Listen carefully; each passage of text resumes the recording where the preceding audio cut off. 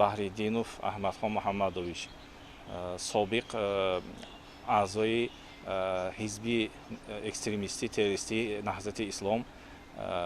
дар солҳои 2009 2010. Яъне дар соли 2009 яке аз масъулои ҳизби Наҳзат Ёқубов Додоҷон ва ҳамчунон Самеев, ки дар ҳамон вақт роҳбарияти вилоятии ҳизб буданд, даъват карда шудам ҳамчун ба ҳайси яъне мударрис дарс. Баъдан соли 2010 вақте ки интихоботҳо наздик буду, ҳамин интихобот оғоз мешуд, мана ҳамчун иҷрокунандаи раиси бахш гузоштанд ва дар ҳамин муддат 2009-2010 баъзе ихтилофҳою баъзе аввал дар сарашанда ман ҳис намекардам, намефаҳмидам, ҳама чиз барои ман оёну ошкор набуд ва дар рафти баъди он ки ҳамин интихобот гузашт, байни мо як ихтилоф пайдо шуд. Якташ ҳамин буд ки як вохӯрие ки бо номзаде ки аз ҷониби ҳизби халқи демократӣ будам, ман ҳамсӯҳбат шудам бе иҷозати, яъне бе хабардор кардани иҷозати ҳамон роҳбарияти ҳизб, ва ҳамин чиз ҳам сабаб шуд ва ҳамчунон баъзе фармоишҳое ки мекарданд иҷро нашуд, боис гардид ки ман аз ҳамин ҳизб хориҷ шаваму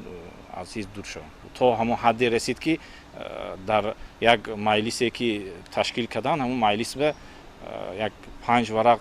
ҳамихел нависта омадану баъд ҳамонҷо шарманда карда гусел карданд. Дурни ҳамон аъзоҳо шоҳиданд ки мана шарманда карданд. Агарчанде ки ман иҷрокунандаи раис бошам, ман намедонистам масалан маблағ чӣ хел мебиёд ё чӣ қадар маблағ куҷо сарф мешавад, чӣ кор мекунанд.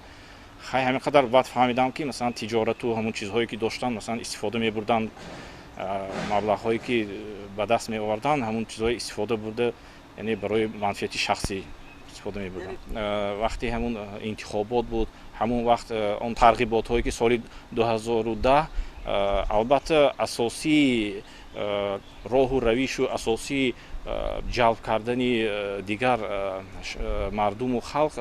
бо ҳамин буд ки ҳизби Наҳзати Ислом, яъне аз номи ислом гап мезад ва бо ҳамин роҳ ҳизби Наҳзати Ислом мехост ки аъзоёни худро изофа кунад, зиёда кунад ва мехост ки ҳамин нуфузаша байни мардум боло барад. Чунки дар ҳамин давра, яъне 2010 интихоботи парламонӣ буд ва ҳо мехостанд ки бо ҳамин байни мардум нуфуз пайдо кунанду ҳамон соҳиби овози зиёду, соҳиби курсию, соҳиби ҳамон мақсаду ниятҳои худашон барои растан аз ҳамин дини мубини ислом истифода мебурданд ва он маблағҳое ки ворид мешуд ба ҳамин роҳ сафарбар мекарданд. Дар ҳамон вақт ки Ёқубов Додоҷон ки масъули яке аз масъуло буданд, ҳамон маблаға